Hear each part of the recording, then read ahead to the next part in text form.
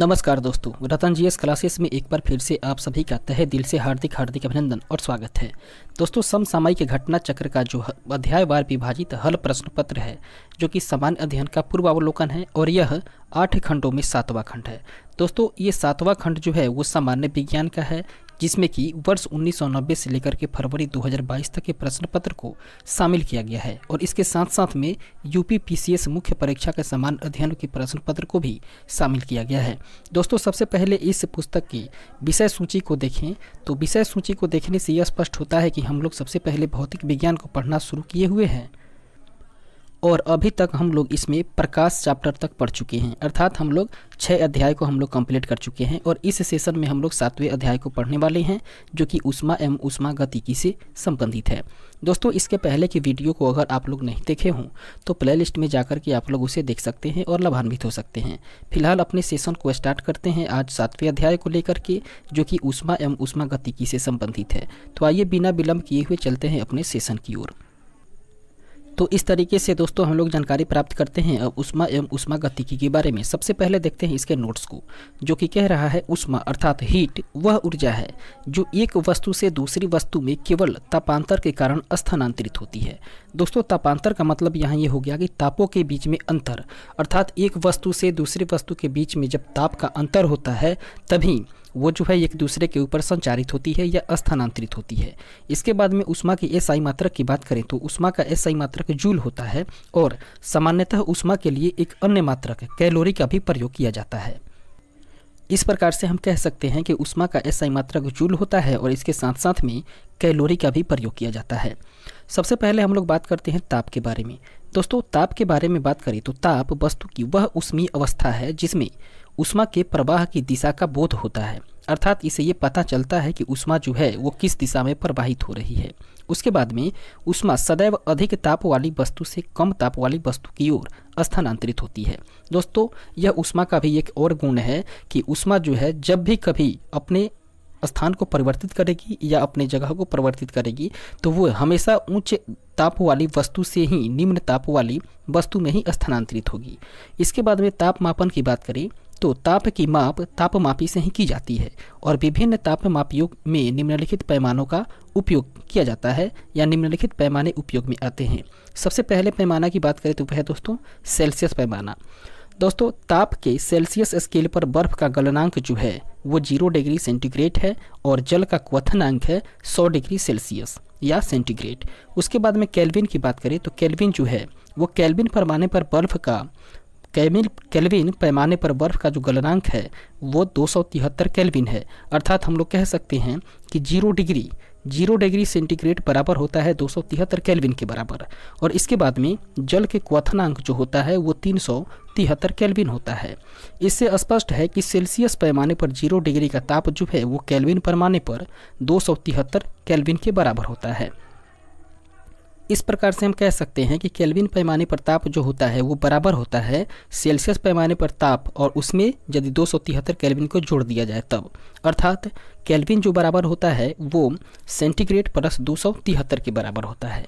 इसके बाद में एक अगला पैमाना है जिसको कि हम लोग जानते हैं फ़ारेनहाइट पैमाना के नाम से। और फ़ारेनहाइट पैमाना के बारे में बात करें तो दोस्तों इस पैमाने पर बर्फ़ का जो गलनांक है वो 32 डिग्री फ़ारेनहाइट है, अर्थात अगर बर्फ़ के गलनांक को हम लोग पता करें फ़ारेनहाइट पैमाने पर तो वो होगा दोस्तों 32 डिग्री फ़ारेनहाइट। वहीं हम लोग देखे थे सेल्सियस पैमाने पर तो वो 0 डिग्री सेंटीग्रेड था और यहाँ पर फ़ारेनहाइट पैमाना में है 32 डिग्री फ़ारेनहाइट और वहीं जल का क्वथनांक है 212 डिग्री फ़ारेनहाइट। दोस्तों, सेल्सियस एवं फ़ारेनहाइट के बीच में संबंध की बात करें तो यदि कोई ताप सेल्सियस पैमाने पर C तथा फ़ारेनहाइट पैमाने पर F है तब C/5 बराबर हो जाएगा F-32/9। और इसके बाद में अगले पॉइंट को देखते हैं जो कि ताप परिवर्तन के प्रभाव से संबंधित है। दोस्तों, ताप परिवर्तन के प्रभाव के बारे में बात करें तो ताप बढ़ करके या ताप बढ़ा करके ठोस को द्रव अवस्था में और द्रव को गैस की अवस्था में परिवर्तित किया जा सकता है।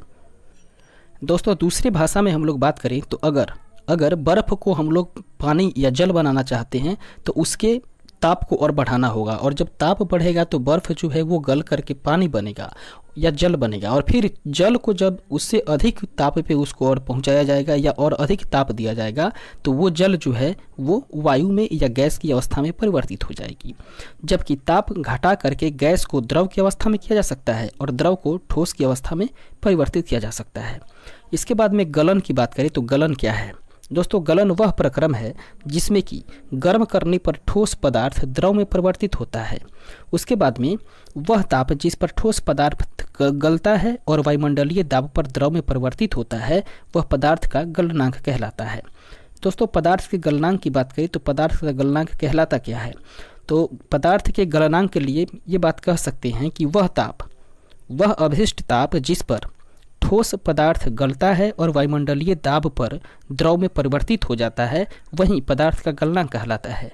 जैसे कि बात करें तो 0 डिग्री सेंटीग्रेड ताप पर बर्फ जो है वो पिघल करके जल बनता है, और इसलिए ही बर्फ का गलनांक जो है वो 0 डिग्री सेंटीग्रेड है।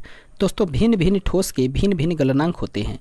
जैसे बर्फ का गलनांक जो है वो 0 डिग्री सेंटीग्रेड है, वहीं मोम के गलनांक की बात करें तो वो है 63 डिग्री सेंटीग्रेड। यहाँ से ऑब्जेक्टिव टाइप में प्रश्न पूछ लिए जाते हैं कि मोम का गलनांक कितना होता है, तो दोस्तों उसमें हम लोग टिक आउट करेंगे 63 डिग्री सेंटीग्रेड। जबकि लोहे की गलनांक की बात करें तो ये काफ़ी उच्च होता है और लोहे का गलनांक है 1535 डिग्री सेंटीग्रेड। दोस्तों किसी ठोस का गलनांक उसके कणों अर्थात परमाणुओं और अणुओं के बीच आकर्षण बल की माप होती है। दोस्तों ठोस पदार्थ का गलनांक जितना अधिक होगा उसके कणों के बीच का आकर्षण बल उतना ही अधिक होगा। इसके बाद में हम लोग बात करते हैं क्वथनांक के बारे में। क्वथनांक क्या है? दोस्तों क्वथनांक वह प्रक्रम है जिसमें कि गर्म करने पर द्रव पदार्थ जो है वो तीव्रता से गैस में परिवर्तित हो जाती है। अर्थात एक बार फिर से इसे समझेंगे कि क्वथनांक वह प्रक्रम है जिसमें गर्म करने पर द्रव पदार्थ जो है वो सीधे गैस में परिवर्तित हो जाती है और यही प्रक्रिया क्वथनांक कहलाती है। इस प्रकार से बात करें तो वह ताप जिस पर द्रव उबलता है और वायुमंडलीय दाब पर तीव्रता से गैस में परिवर्तित होता है वह द्रव का क्वथनांक कहलाता है। आगे बढ़ते हैं और बात करते हैं दोस्तों अगले पॉइंट के बारे में, जो कि कह रहा है भिन्न भिन्न द्रवों के भिन्न भिन्न क्वथनांक भी होते हैं। दोस्तों स्मरण रखेंगे कि जिस प्रकार हम लोगों पीछे देखा कि भिन्न भिन्न द्रवों के लिए भिन्न भिन्न दोस्तों गलनांक होते हैं या भिन्न भिन्न क्वथनांक होते हैं, ठीक उसी प्रकार यहाँ पर भी भिन्न भिन्न द्रवों के लिए भिन्न भिन्न क्वथनांक भी होते हैं। और बात करें तो जैसे कि अल्कोहल का क्वथनांक जो है वो 78 डिग्री सेंटीग्रेड है, वहीं जल का क्वथनांक 100 डिग्री सेंटीग्रेड है। जबकि पारे की क्वथनांक की बात करें तो पारा का जो क्वथनांक है वो 357 डिग्री सेंटीग्रेड है। इसके बाद वाले पॉइंट को देखें तो वे है संघनन या द्रवण। संघनन या द्रवण के बारे में बात करें तो ये शीतलन के द्वारा गैस या द्रव को द्रव में परिवर्तित करने का प्रक्रम जो है वो संघनन या द्रवण कहलाता है। दोस्तों संघनन क्वथन अथवा वाष्पन का विपरीत प्रक्रम है। इसके बाद अगले पॉइंट को देखते हैं जो कि हिमीकरण से संबंधित है। हिमीकरण के बारे में बात करें तो शीतलन द्वारा द्रव को ठोस में परिवर्तित करने का प्रक्रम ही हिमीकरण कहलाता है। एक बार फिर से समझेंगे कि शीतलन के द्वारा द्रव को ठोस में परिवर्तन करने का प्रक्रम जो है वही हिमीकरण कहलाता है, और हिमीकरण जो है वो गलन का विपरीत प्रक्रम है। इसलिए द्रव का हिमांक वही होता है जो उसके ठोस रूप का गलनांक होता है। जैसे कि बर्फ का गलनांक 0 डिग्री सेंटीग्रेड होता है, इसलिए जल का हिमांक भी 0 डिग्री सेंटीग्रेड होता है। इसके बारे में हम लोग बात करते हैं दोस्तों गुप्त ऊष्मा के बारे में। अब हम लोग गुप्त ऊष्मा के बारे में जानकारी प्राप्त करें तो सामान्यतः जब किसी पदार्थ को ऊष्मा दी जाती है तो उसके ताप में वृद्धि होती है। हालांकि पदार्थ के भौतिक अवस्था परिवर्तित करने के लिए जब ऊष्मा दी जाती है तो पदार्थ के ताप में भी वृद्धि नहीं होती है। अतः पदार्थ की अवस्था परिवर्तित करने के लिए उसे दी गई ऊष्मा ऊर्जा जो है वो उसकी गुप्त ऊष्मा कहलाती है। और गुप्त ऊष्मा जो है वो कितने प्रकार की होती है? तो गुप्त ऊष्मा जो है वो दोस्तों 2 प्रकार की होती है। पहला प्रकार होता है संगलन की गुप्त ऊष्मा और उसके बाद में वाष्पन की गुप्त ऊष्मा। अगले पॉइंट को देखें जो कि कह रहा है ठोस को द्रव अवस्था में परिवर्तित करने के लिए आवश्यक ऊष्मा संगलन अथवा गलन की गुप्त ऊष्मा कहलाती है। इसके बाद में बर्फ के संगलन की गुप्त ऊष्मा जो है वो 3.34 गुने 10⁵ जूल प्रति किलोग्राम होती है। इसके अगले वाले पॉइंट को देखें जो कि कह रहा है द्रव को वाष्प में परिवर्तित करने के लिए आवश्यक ऊष्मा जो है वो वाष्पन की गुप्त ऊष्मा कहलाती है और जल के वाष्पन की गुप्त ऊष्मा जो है वो है दोस्तों 22.5 गुने 10⁵ जूल प्रति किलोग्राम। इसके अगले पॉइंट को देखें जो कि कह रहा है पदार्थ के शीतलन के लिए 0 डिग्री सी पर जल की अपेक्षा 0 डिग्री सी पर बर्फ अधिक प्रभावी होता है। दोस्तों इसका कारण यह है कि गलन के लिए बर्फ का प्रत्येक किलोग्राम पदार्थ से 3.34 गुने 10⁵ जूल गुप्त ऊष्मा लेता है और इस कारण पदार्थ की अधिक प्रभावी ढंग से ठंडा करता है। अगले पॉइंट को देखें तो कह रहा है जब जल भाप में परिवर्तित होता है तो वह गुप्त ऊष्मा अवशोषित करता है। दोस्तों एक बार फिर से पॉइंट को समझेंगे कि जब जल जो है वो भाप में परिवर्तित होता है तो वह गुप्त ऊष्मा को अवशोषित करता है और प्रयोगों के द्वारा यह देखा गया है कि उबलते हुए जल की अपेक्षा भाप द्वारा जलना अत्यधिक असहनीय होता है। इस प्रकार से बात करें तो यद्यपि ये दोनों ही 100 डिग्री सेंटीग्रेड के समान ताप पर होते हैं और इसका कारण यह है कि उबलते जल की अपेक्षा भाप में गुप्त ऊष्मा के रूप में अधिक ऊष्मा होती है और इसलिए जब भाप हमारी त्वचा पर पड़ती है और संघनित होकर के जल बनती है तो वह क्वथनशील जल की अपेक्षा 22.5 गुने 10⁵ जूल प्रति किलोग्राम अधिक ऊष्मा निकालती है। दोस्तों उबलते हुए जल की अपेक्षा अधिक ऊष्मा उत्सर्जित करने के कारण ही भाप अधिक असहनीय जलन उत्पन्न करती है। अब हम लोग बात करते हैं दोस्तों ऊर्ध्वपातन के बारे में। ऊर्ध्वपातन की प्रक्रिया क्या है? दोस्तों गर्म करने पर ठोस पदार्थ का सीधे वाष्प में और ठंडा करने पर वाष्प का सीधे ठोस में परिवर्तन होना ही ऊर्ध्वपातन कहलाता है।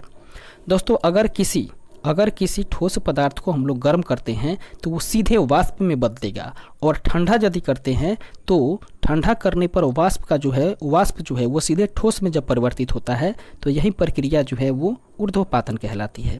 और ऊर्ध्वपातन करने वाले पदार्थ की बात करें, ऊर्ध्वपातन करने वाले पदार्थ होते हैं दोस्तों अमोनियम क्लोराइड, उसके बाद आयोडीन, कपूर और इसके बाद में नेपथेलिन। अगले पॉइंट को देखते हैं जो कि वाष्पन से है अर्थात इवेपोरेशन से है। दोस्तों वाष्पन के बारे में बात करें तो अपने क्वथनांक के नीचे ही किसी द्रव के वाष्प में परिवर्तन होने का प्रक्रम जो है वो वाष्पन कहलाता है और किसी द्रव का वाष्पन कमरे के ताप पर भी हो सकता है। दोस्तों गीले कपड़े में उनमें उपस्थित जल के वाष्पन के कारण ही सूख जाते हैं और पोखरों का जल भी वाष्पन के कारण ही सूख जाता है। इसके बाद में अगले पॉइंट को देखते हैं जो कि कह रहा है द्रव का ताप बढ़ाने पर वाष्प की दर में वृद्धि होती है और किसी द्रव के वाष्पन की दर उसके क्वथनांक पर अधिकतम होती है।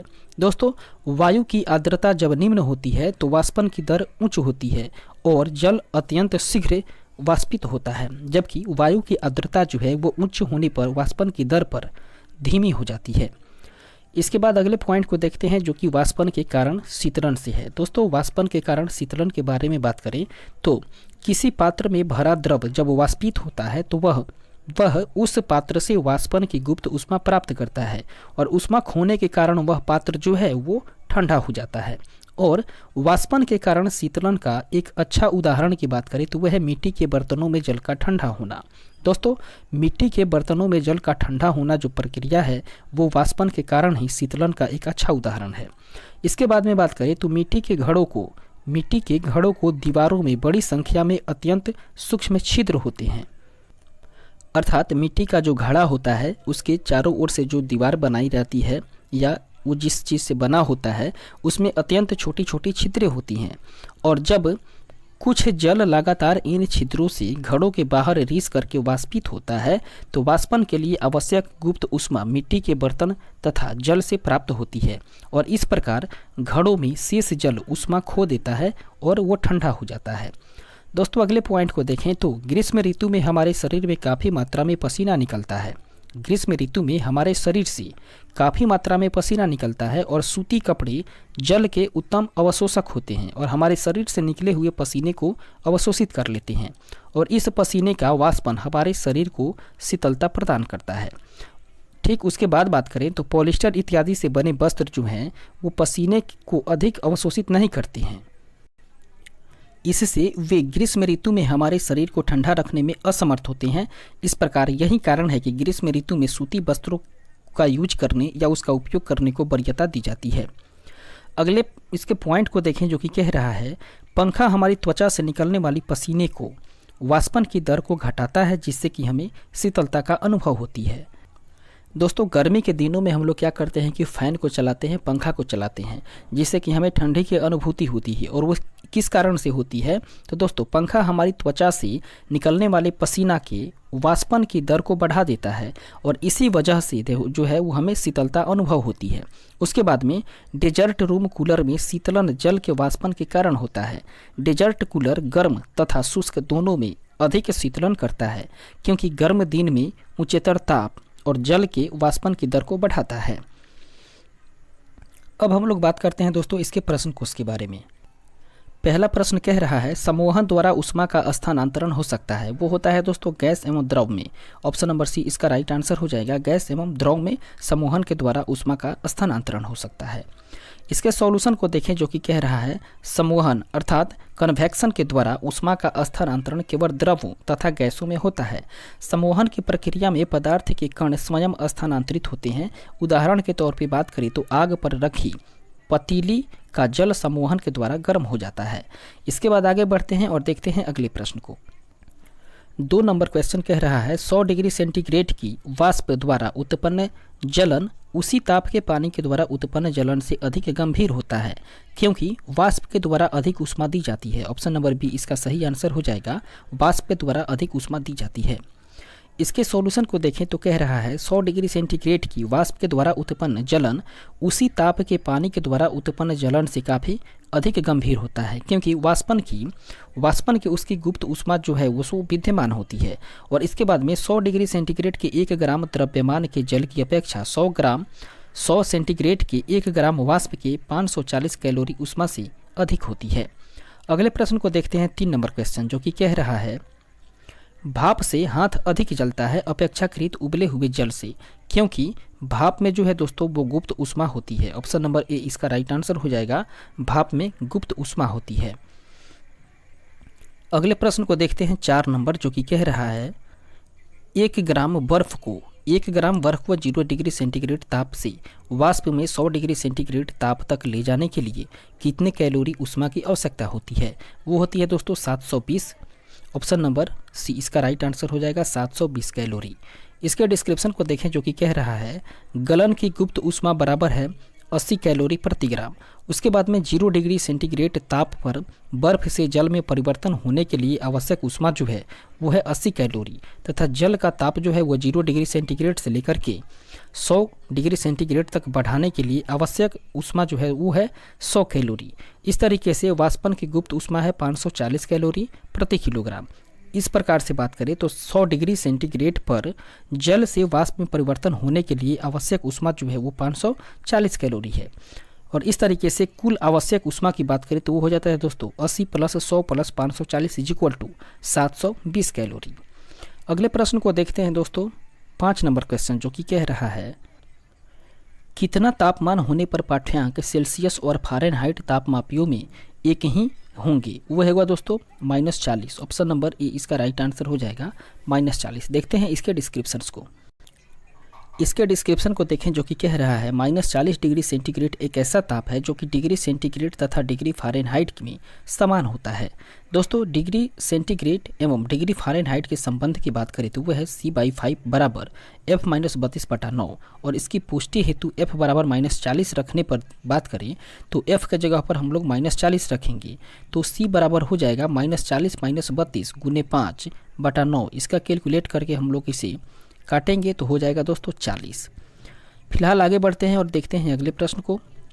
6 नंबर क्वेश्चन जो कि कह रहा है किसी तापमान पर सेल्सियस और फ़ारेनहाइट पैमाने में मेल खाता है दोस्तों वो है -40 degree centigrade. Option number C इसका राइट आंसर होगा और इसके डिस्क्रिप्शन को हम लोग ऊपर के प्रश्न में देख चुके हैं।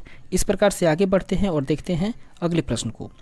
7 नंबर क्वेश्चन जो कि कह रहा है कितने डिग्री पर सेंटीग्रेड एवं फ़ारेनहाइट तापक्रम समान रहते हैं? वे रहते हैं दोस्तों -40 डिग्री पर। ऑप्शन नंबर डी इसका राइट आंसर होगा। 8 नंबर प्रश्न जो कि कह रहा है किस बिंदु पर फ़ारेनहाइट तापक्रम सेंटीग्रेड तापमान का या तापक्रम का 2 गुना होता है। वो होता है दोस्तों 160 डिग्री सेंटीग्रेड पे। ऑप्शन नंबर डी इसका राइट आंसर होगा 160 डिग्री सेंटीग्रेड। इसके डिस्क्रिप्शन को देखें जो कि कह रहा है सूत्र से C/5 बराबर F-32/9, जहाँ पर C जो है वो सेंटीग्रेड तापमान को इंगित करता है और F जो है वो फ़ारेनहाइट तापमान को इंगित करता है। इसके बाद में बात करें तो C/5 बराबर 2C-32/9 और F बराबर है 2C सूत्र में रखने पर, तो 9C बराबर हो जाएगा 10C-160। इस तरीके से 60C का मान आ जाएगा 160। आगे बढ़ते हैं और देखते हैं अगले प्रश्न को। 9 नंबर क्वेश्चन कह रहा है एक स्वस्थ मनुष्य के शरीर का ताप कितना होता है। दोस्तों एक स्वस्थ मनुष्य के शरीर का ताप जो है वो 37 डिग्री सेल्सियस होता है। ऑप्शन नंबर ए इसका राइट आंसर हो जाएगा 37 डिग्री सेल्सियस। इसके डिस्क्रिप्शन को देखें जो कि कह रहा है एक स्वस्थ मनुष्य के शरीर का तापमान 36.9 डिग्री सेल्सियस या फ़ारेनहाइट में बात करें तो वो होता है दोस्तों 98.6 डिग्री फ़ारेनहाइट। यदि शरीर का तापमान इससे कम या ज़्यादा होता है तो आदमी जो है वो बीमार पड़ जाता है। यदि शरीर के तापमान अर्थात 37 डिग्री सेल्सियस को केल्विन में बदलें तो इसका मान जो है वो हो जाता है दोस्तों 310 केल्विन। अगले प्रश्न को देखते हैं। 10 नंबर क्वेश्चन कह रहा है केल्विन मान में मानव शरीर का सामान्य ताप कितना होता है। वो होता है दोस्तों 310 केल्विन। हम लोग ऊपर के प्रश्न में इसके डिस्क्रिप्शन को देख चुके हैं। 11 नंबर क्वेश्चन कह रहा है मानव शरीर का सामान्य तापक्रम 98.4 फ़ारेनहाइट है तो इसके बराबर डिग्री सेंटीग्रेड का तापक्रम कितना हो जाएगा। दोस्तों वो हो जाएगा 36.89 सेंटीग्रेड। ऑप्शन नंबर बी इसका राइट आंसर होगा। इसके डिस्क्रिप्शन को देखें दोस्तों तो ये कैलकुलेशन किया हुआ है और ये कैलकुलेशन करने के बाद इसका जो मान आता है वो 36.89 डिग्री सेंटीग्रेड आता है। 12 नंबर प्रश्न को देखें कह रहा है सेल्सियस स्केल पर मानव शरीर का सामान्य तापमान कितना होता है। वह होता है दोस्तों 36.9 डिग्री। ऑप्शन नंबर सी इसका राइट आंसर होगा 36.9 डिग्री। आगे बढ़ते हैं अगले प्रश्न को देखते हैं। 13 नंबर कह रहा है फ़ारेनहाइट पैमाने पर तापमान जो है वो 200 डिग्री फ़ारेनहाइट है तो इसका मान सेल्सियस पैमाने पर कितना होगा। दोस्तों यदि फ़ारेनहाइट पैमाना पर तापमान 200 फ़ारेनहाइट है तो इसको सेल्सियस में जब हम लोग बदलेंगे तो वो हो जाएगा 93.3 degree centigrade. Option number A इसका सही आंसर हो जाएगा 93.3 डिग्री सेंटीग्रेड। आगे बढ़ते हैं और देखते हैं इसके डिस्क्रिप्शंस को जो कि कह रहा है कि हम जानते हैं कि F = होता है 9/5 × C + 32 और फिर C के यदि हम लोग फाइंड आउट करें सेंटीग्रेड को फाइंड आउट करना है तो F को हम लोग अंदर भेजेंगे तो F -32/9 × 5 हो जाएगा। फिर इसको क्या करेंगे दोस्तों कैलकुलेशन करने के बाद हम लोग इसे कैंसिल आउट करने के बाद देखते हैं कि आ रहा है 93.3। इस प्रकार से हम लोग कह सकते हैं कि 200 डिग्री फ़ारेनहाइट ताप का मान जो है वो सेल्सियस पैमाने पर 93.3 डिग्री सेंटीग्रेड होगा। अगला प्रश्न है 14 नंबर जो कि कह रहा है 40 डिग्री सेल्सियस का मान फ़ारेनहाइट स्केल में कितना होगा। दोस्तों 40 डिग्री सेल्सियस का मान जो है वो फ़ारेनहाइट स्केल में देखें तो वो होता है 104 degree Fahrenheit. Option number A इसका राइट आंसर हो जाएगा 104 डिग्री फ़ारेनहाइट। इसके डिस्क्रिप्शन को देखें जो कि कह रहा है चूँकि F = 9/5 C + 32 जहाँ पर C होता है दोस्तों सेंटीग्रेड तापमान और F होता है फ़ारेनहाइट तापक्रम। इस प्रकार से इस सूत्र को यदि हम लोग फॉलो करते हैं और इसको कैलकुलेट करके फाइंड आउट करते हैं तो होता है दोस्तों 40 डिग्री सेंटीग्रेड का मान जो है वो फ़ारेनहाइट स्केल पर 104 डिग्री फ़ारेनहाइट होता है। अगले प्रश्न को देखते हैं 15 नंबर जो कि कह रहा है 50 डिग्री सेंटीग्रेड का मान फ़ारेनहाइट स्केल में कितना होगा। वो होगा दोस्तों 122 degree Fahrenheit. Option number B इसका राइट आंसर होगा। इसके लिए भी सेम प्रक्रिया होगी, सेम कैलकुलेशन होगा जिसको कि हम लोग ऊपर के प्रश्न में किए हैं। विधि वहीं रहेगी बशर्ते डाटा बदलेगा और डाटा बदलने के बाद हम लोग देख रहे हैं कि 50 डिग्री सेंटीग्रेड का जो मान है वो फ़ारेनहाइट स्केल में 122 डिग्री फ़ारेनहाइट हो रहा है। आगे बढ़ते हैं और देखते हैं 16 नंबर प्रश्न को जो कि कह रहा है माना कि औसत तापमान सेंटीग्रेड C तथा फ़ारेनहाइट F हो और C डैश तथा F डैश यदि C तथा F का संबंध जो है वो F डैश बराबर 9/5 C डैश + 32 हो तो F डैश तथा C डैश का संबंध कितना होगा। दोस्तों इसका संबंध जो है वो हो जाएगा F dash = 9/5 C dash + 32। Option number A इसका राइट आंसर होगा। आगे बढ़ते हैं दोस्तों, इसके लिए भी सेम कैलकुलेशन होगी और देखते हैं अगले प्रश्न को। 17 नंबर क्वेश्चन जो कि कह रहा है ठंडे देशों में पारा के स्थान पर अल्कोहल को तापमापी द्रव्य के रूप में वरीयता दी जाती है, क्योंकि दोस्तों अल्कोहल का जो द्रवणांक है वो निम्नतर होता है। ऑप्शन नंबर ए इसका सही आंसर हो जाएगा, अल्कोहल का द्रवांक निम्नतर होता है। इसके अगले डिस्क्रिप्शन को देखें तो कह रहा है अल्कोहल का द्रवांक निम्नतर होने के कारण ठंडे स्थानों पर इसका हिमांक काफ़ी नीचे होता है, जिससे कि शून्य से काफ़ी कम तापमान हो जाने पर भी यह द्रव अवस्था में ही बना रहता है। दोस्तों यही कारण है कि ठंडे देशों के लिए पारे की अपेक्षा अल्कोहल तापमापी बेहतर साबित होते हैं। इस प्रकार से आगे बढ़ते हैं और देखते हैं अगले प्रश्न को। तो 18 नंबर क्वेश्चन जो कि कह रहा है स्वचालित इंजनों हेतु निम्नलिखित में से कौन सा एक हिमरोधी के तौर पर प्रयुक्त होता है? वह होता है दोस्तों ethylene glycol. Option number B इसका राइट आंसर हो जाएगा, एथिलीन ग्लाइकोल। इसके सॉल्यूशन को देखें जो कि कह रहा है स्वचालित इंजनों में एथिलीन ग्लाइकोल का प्रयोग हिमरोधी के रूप में किया जाता है। जब जल के साथ एथिलीन ग्लाइकोल को मिलाया जाता है तो मिश्रण का हिमांक जो है वो 0 डिग्री सेंटीग्रेड से घट जाता है, और जिससे कि ठंडे देशों में स्वचालित इंजनों में पानी नहीं जमता है। आगे बढ़ते हैं, देखते हैं अगले प्रश्न को।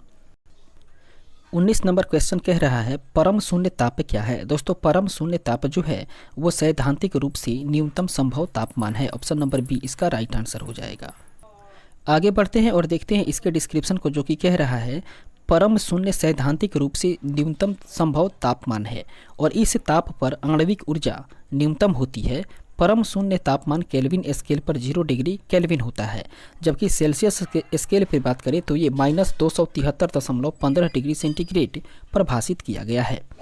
अगला प्रश्न है 20 नंबर जो कि कह रहा है गर्म करने से विस्तारण। दोस्तों गर्म करने से विस्तारण जो है वो पदार्थ का घनत्व घटा देता है। ऑप्शन नंबर सी इसका सही आंसर हो जाएगा। इसके सॉल्यूशन को देखें तो कह रहा है किसी पदार्थ का घनत्व उसके द्रव्यमान तथा उसके आयतन के अनुपात का होता है। अर्थात घनत्व की बात करें दोस्तों, घनत्व बराबर होता है द्रव्यमान बटा आयतन, और गर्म करने पर किसी पदार्थ के आयतन में वृद्धि होती है। इस प्रकार से उसका घनत्व जो है वो घट जाता है। जब आयतन में वृद्धि होगी तो घनत्व उसका घट जाता है, और इस प्रकार से किसी पदार्थ का घनत्व उसके आयतन के व्युत्क्रमानुपाती अर्थात इन्वर्स प्रोपोर्शनल होता है। अगले प्रश्न को देखते हैं 21 नंबर जो कि कह रहा है जब बर्फ पिघलती है तब क्या होता है? दोस्तों जब बर्फ पिघलती है तब आयतन जो है वो घट जाता है। ऑप्शन नंबर बी इसका सही आंसर हो जाएगा, आयतन घटना। इसके डिस्क्रिप्शन को देखें, कह रहा है ढला हुआ लोहा, बर्फ, एंटीमनी, बिस्मथ, पीतल आदि गलने पर आयतन में सिकुड़ते हैं और इस प्रकार से ठोस अपने ही गले हुए या अपने ही गले द्रव में प्लवन करते रहते हैं। अगले प्रश्न को देखते हैं 22 नंबर क्वेश्चन जो कि कह रहा है समय की दृष्टि से दो द्रवों P और Q के तापमान का 0 डिग्री सेंटीग्रेड से 100 डिग्री सेंटीग्रेड तक उतार चढ़ाव नीचे के आरेख में दिखाया गया है। दोस्तों इस आरेख को देखें तो इस आरेख को देखने के बाद अब इसके आधार पर प्रश्नों का उत्तर देना है। तो हम लोग देखते हैं इसके प्रश्न को। कह रहा है दोस्तों कि ग्राफ के अनुसार बताना है कि कौन सा कथन सही है। दोस्तों जो कथन सही है वो है P का ताप Q की तुलना में 100 डिग्री सेंटीग्रेड से पर तेज से पहुंचा। ऑप्शन नंबर डी इसका राइट आंसर होगा, अर्थात Q का जो ताप है वो P की तुलना में 100 डिग्री सेंटीग्रेड पर तेजी से पहुंचा। इसके बाद आगे बढ़ते हैं, देखते हैं इसके डिस्क्रिप्शन को जो कि कह रहा है आरेख में P को सरल रेखा द्वारा प्रदर्शित किया गया है जबकि Q वक्रीय अर्थात कर्व है। दोस्तों स्पष्टतया द्रव Q का ताप जो है वो P की तुलना में 100 डिग्री सेंटीग्रेड पर तेजी से पहुंचा। अगले प्रश्न को देखते हैं 23 नंबर क्वेश्चन जो कि कह रहा है थर्मोस्टेट का प्रयोजन क्या है। दोस्तों थर्मोस्टेट का प्रयोजन की बात करें तो वह है तापमान को स्थिर रखना। ऑप्शन नंबर सी इसका राइट आंसर हो जाएगा, तापमान को स्थिर रखना। इसके डिस्क्रिप्शन को देखें, कह रहा है थर्मोस्टेट यथेष्ट तापमान हेतु तापमान को नियंत्रित स्थिर करने का कार्य करता है और इससे ऊर्जा की बचत होती है। अगले प्रश्न को देखते हैं 24 नंबर, कह रहा है थर्मोस्टेट संबंधित है। दोस्तों थर्मोस्टेट जो है वो तापक्रम से ही संबंधित है। ऑप्शन नंबर बी इसका राइट आंसर हो जाएगा, तापक्रम से संबंधित है। अगले प्रश्न को देखते हैं 25 नंबर। कह रहा है थर्मोस्टेट वह यंत्र है जो कि किसी निकाय का तापक्रम स्वनियंत्रित करता है। ऑप्शन नंबर सी इसका सही आंसर हो जाएगा, किसी निकाय का तापक्रम स्वनियंत्रित करता है। इसके सॉल्यूशन को देखें तो कह रहा है थर्मोस्टेट किसी निकाय का तापक्रम नियंत्रित करने वाला यंत्र है और इसकी सहायता से किसी निकाय का तापक्रम वांछित स्तर पर रखा जा सकता है। अगले प्रश्न को देखते हैं 26 नंबर, जो कि कह रहा है ताप अस्थाई डैश स्थिर बनाए रखने का एक साधन है। वो है दोस्तों टेम्परेचर अर्थात ताप का। ऑप्शन नंबर बी इसका सही आंसर हो जाएगा, टेम्परेचर अर्थात ताप। आगे बढ़ते हैं, देखते हैं अगले प्रश्न को। 27 नंबर क्वेश्चन कह रहा है रेफ्रिजरेटर में थर्मोस्टेट का कार्य क्या है। दोस्तों रेफ्रिजरेटर में थर्मोस्टेट का जो कार्य है वो है दोस्तों एक समान तापमान को बनाए रखना। ऑप्शन नंबर सी इसका सही आंसर हो जाएगा। आगे बढ़ते हैं, अगले प्रश्न को देखते हैं 28 नंबर क्वेश्चन, जो कि कह रहा है रेफ्रिजरेटर में खाद्य पदार्थ ताज़ा रखने हेतु सुरक्षित तापमान कितना होना चाहिए। वो होना चाहिए दोस्तों 4 degree centigrade. Option number A इसका राइट आंसर हो जाएगा, 4 डिग्री सेंटीग्रेड। इसके सॉल्यूशन को देखें तो कह रहा है 40 से लेकर के 140 डिग्री फ़ारेनहाइट के मध्य तापमान में बैक्टीरिया अर्थात जीवाणु उत्पन्न होने का खतरा सर्वाधिक रहता है, इसलिए इसे खतरनाक क्षेत्र अर्थात डेंजर जोन कहते हैं। और यही कारण है कि रेफ्रिजरेटर में खाद्य सामग्री के रखने के स्थान का तापमान जो है वो 40 डिग्री फ़ारेनहाइट से कम उत्तम माना जाता है। दोस्तों अंतर्राष्ट्रीय मानकों के अनुसार यह तापमान जो है वो 36 डिग्री फ़ारेनहाइट से 38 डिग्री फ़ारेनहाइट अर्थात 1.7 डिग्री सेल्सियस से लेकर के 3.3 डिग्री सेंटीग्रेड या डिग्री सेल्सियस निर्धारित किया गया है। चूँकि यह परिसीमा जो है वो 4 डिग्री के अंदर है, इसलिए विकल्प ए इसका सही आंसर हो जाएगा। इसके बाद हम लोग आगे बढ़ते हैं और देखते हैं अगले प्रश्न को। तो 29 नंबर क्वेश्चन, जो कि कह रहा है जब सीले बिस्कुटों को थोड़ी देर के लिए फ्रिज के अंदर रखा जाता है तो वह कुरकुरे हो जाते हैं, क्योंकि वह फ्रिज के अंदर आर्द्रता कम होती है और इसलिए अतिरिक्त नमी अवशोषित हो जाती है। ऑप्शन नंबर बी इसका राइट आंसर हो जाएगा। इसके डिस्क्रिप्शन को देखें, जो कि कह रहा है आधुनिक फ्रास्ट फ्री फ्रीजों में आर्द्रता नाशक प्रक्रिया होती है, जिससे फ्रिज के भीतर की अतिरिक्त आर्द्रता अवशोषित होकर के बर्फ बनकर तथा पुनः पिघल करके द्रव के रूप में फ्रिज से बाहर हो जाती है। और यही कारण है कि सीले बिस्कुटों को थोड़ी देर के लिए फ्रिज में रखने पर वे कुरकुरे हो जाते हैं। अगले प्रश्न को देखते हैं 30 नंबर क्वेश्चन, और 30 नंबर प्रश्न जो है वो कह रहा है कथन ए है और कारण आर है। दोस्तों नीचे दिए गए कूट से सही उत्तर चयन करके बताना है। कथन ए कह रहा है बर्फ का टुकड़ा पेय को ठंडा बना देता है, यह कथन बिल्कुल सही है। कारण आर बता रहा है कि बर्फ पिघलने के लिए पेय से गुप्त ऊष्मा लेता है, जिससे कि पेय ठंडा हो जाता है। दोस्तों ये कथन कारण भी बिल्कुल सही है और कथन का सही व्याख्या भी कर रहा है। तो इस तरीके से देखते हैं इसके कूट को। कूट के अनुसार इसका सही आंसर हो जाएगा ऑप्शन नंबर ए, अर्थात ए तथा आर दोनों सही है और ए जो है वो सही व्याख्या कर रहा है आर का। अगले प्रश्न को देखते हैं। सबसे पहले इसको डिस्क्रिप्शन को देखते हैं, जो कि कह रहा है ऊष्मा का संचरण गर्म निकाय से शीत निकाय की ओर होता है और पेय से गुप्त ऊष्मा प्राप्त करके बर्फ पिघलने लगती है, जबकि ऊष्मा का ह्रास होने के कारण पेय जो है वो ठंडा हो जाता है। अगले प्रश्न को देखते हैं दोस्तों 31 नंबर क्वेश्चन, जो कि कह रहा है कथन और कारण दिया हुआ है।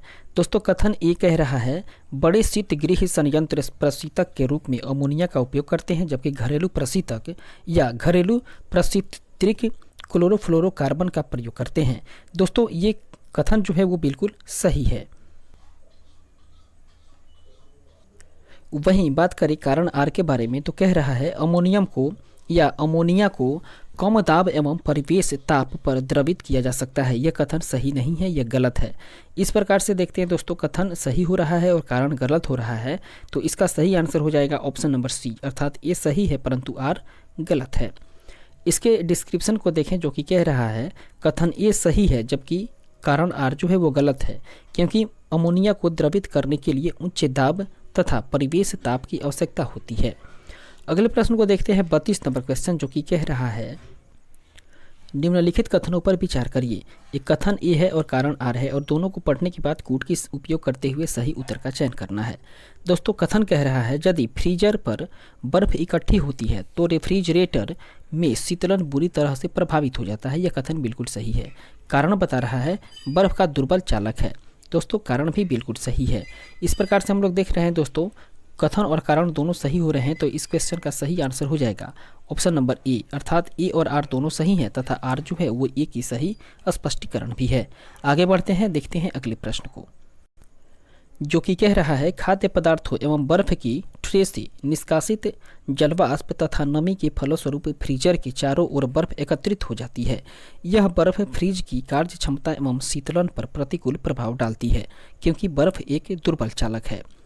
अगले प्रश्न को देखते हैं 33 नंबर क्वेश्चन, जो कि कह रहा है कथन ए और कारण आर दिया हुआ है और दोनों को पढ़ने के बाद बताना है कि दोनों वक्तव्यों के संदर्भ में निम्नलिखित में से कौन सा कथन या कूट सही होगा। सबसे पहले कथन ए को देखते हैं, जो कि कह रहा है कृष्ण छिद्र एक ऐसा खगोलीय अस्तित्व है जिसे कि दूरबीन से नहीं देखा जा सकता। ये बिल्कुल सही कथन है।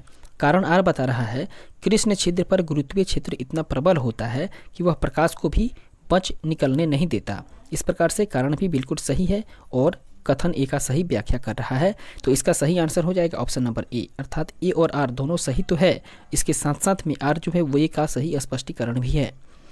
आगे बढ़ते हैं, देखते हैं अगले प्रश्न को, इसके डिस्क्रिप्शन को, जो कि कह रहा है कृष्ण छिद्र अर्थात ब्लैक होल एक असीमित घनत्व का द्रव युक्त पिंड है जो कि प्रकाश को परावर्तित करने में अक्षम होने के कारण ही अदृश्य है। इसका गुरुत्वाकर्षण क्षेत्र इतना प्रबल होता है कि कोई भी द्रव यहाँ तक कि प्रकाश भी यहाँ से पलायन नहीं कर पाता और यही कारण है कि कृष्ण छिद्र को दूरबीन से नहीं देखा जा सकता है।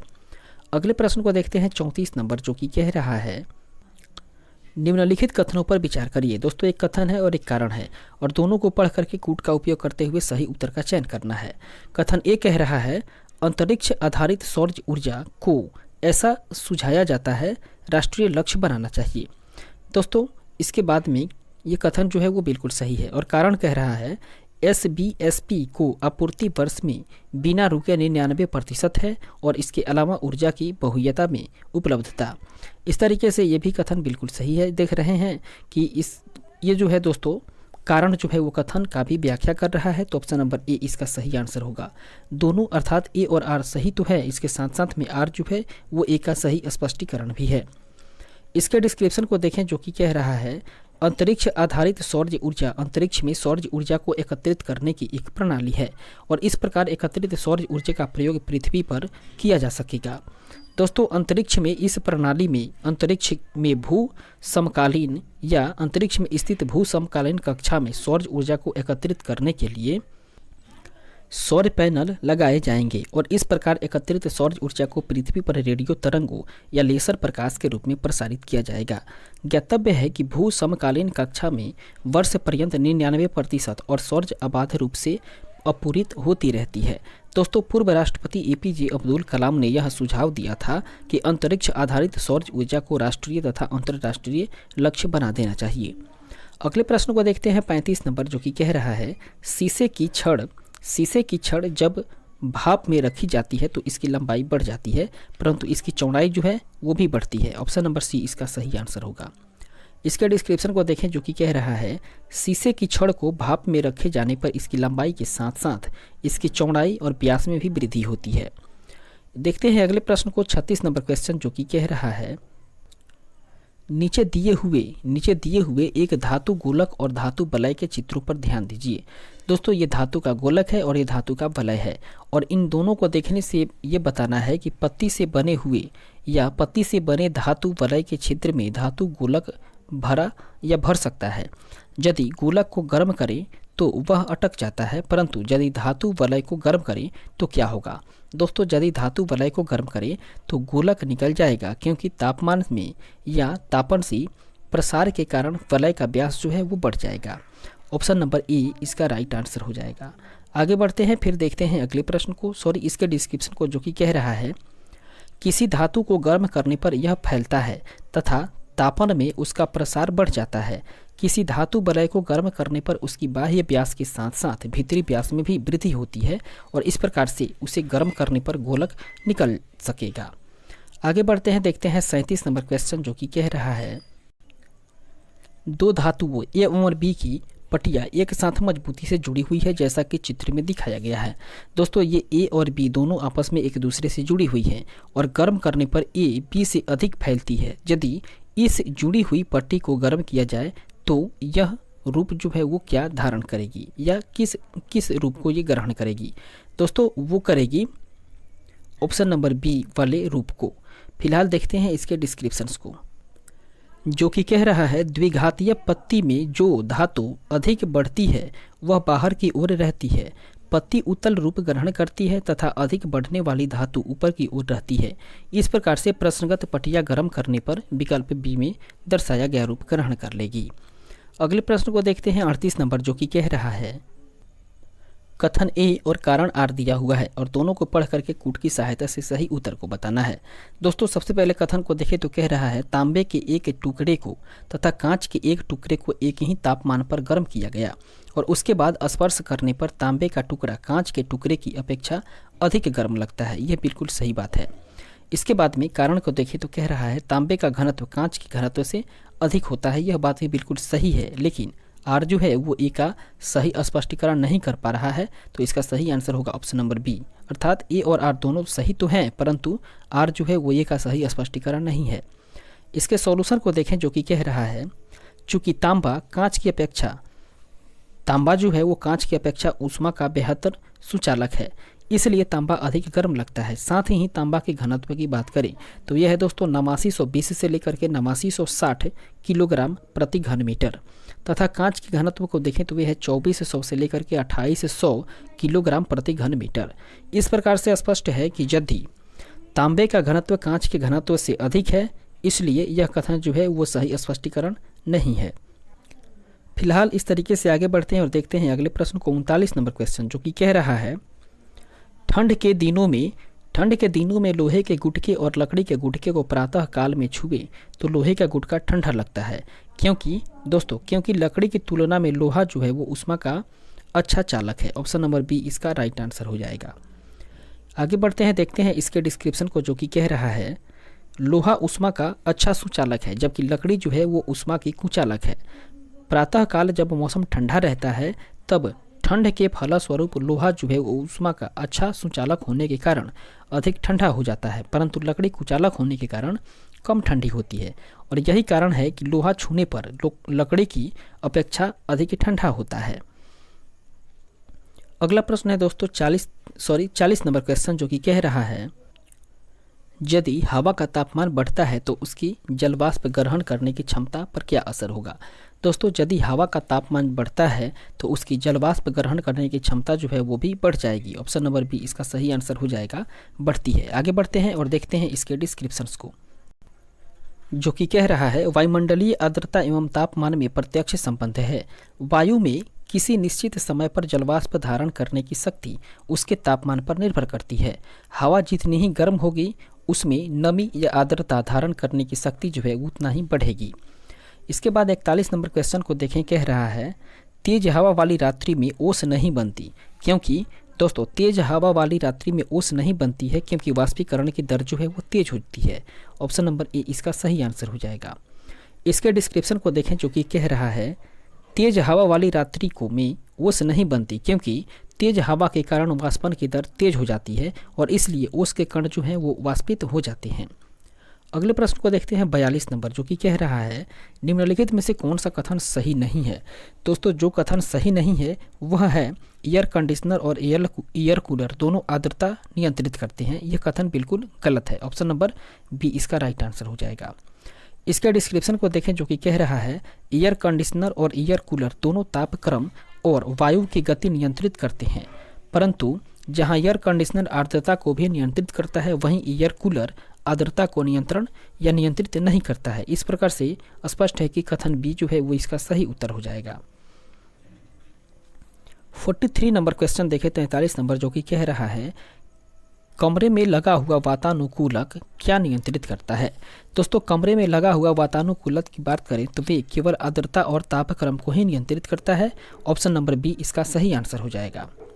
आगे बढ़ते हैं, देखते हैं अगले प्रश्न को। 44 नंबर क्वेश्चन जो कि कह रहा है डेजर्ट कूलर के द्वारा शीतलन किस पर आधारित है? दोस्तों, डेजर्ट कूलर के द्वारा शीतलन जो है वो वाष्पन शीतलन पर आधारित है। ऑप्शन नंबर सी इसका राइट आंसर हो जाएगा, वाष्पन शीतलन। आगे बढ़ते हैं, देखते हैं अगले प्रश्न को। 45 नंबर क्वेश्चन कह रहा है कमरे को ठंडा किया जा सकता है। दोस्तों, कमरे को ठंडा किया जा सकता है संपीड़ित गैस को छोड़ने से। ऑप्शन नंबर बी इसका राइट आंसर हो जाएगा, संपीड़ित गैस को छोड़ने से। आगे बढ़ते हैं और देखते हैं इसके डिस्क्रिप्शन को जो कि कह रहा है एयर कंडीशनर में संपीड़ित गैस ही प्रयुक्त होता है जिससे कि कमरे या अन्य स्थान को ठंडा किया जाता है। इस प्रकार से आगे बढ़ते हैं और देखते हैं अगले प्रश्न को। 46 नंबर क्वेश्चन जो कि कह रहा है निम्नलिखित अवस्थाओं में से किस में गीले कपड़े सबसे अधिक जल्दी से सूखते हैं? वे सूखते हैं दोस्तों 20% आर्द्रता और 60 डिग्री तापक्रम पर। ऑप्शन नंबर डी इसका राइट आंसर हो जाएगा। इसके डिस्क्रिप्शन को देखें जो कि कह रहा है कम आर्द्रता तथा अधिक तापमान पर गीले कपड़े जो हैं वो सबसे जल्दी सूख जाएंगे। इस प्रकार से प्रश्नगत विकल्पों में से डी जो है वो गीले कपड़े सबसे अधिक सूख जाएंगे। इस हिसाब से विकल्प डी सही आंसर होगा।